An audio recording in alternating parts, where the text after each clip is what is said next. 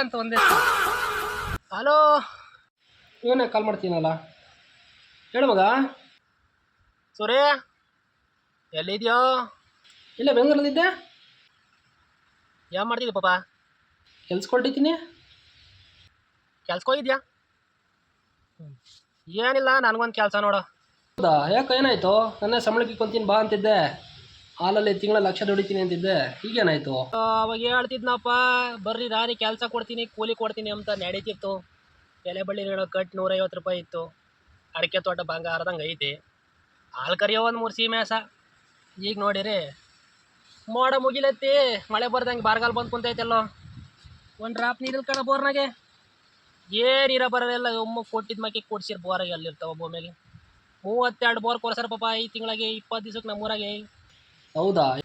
32 bore.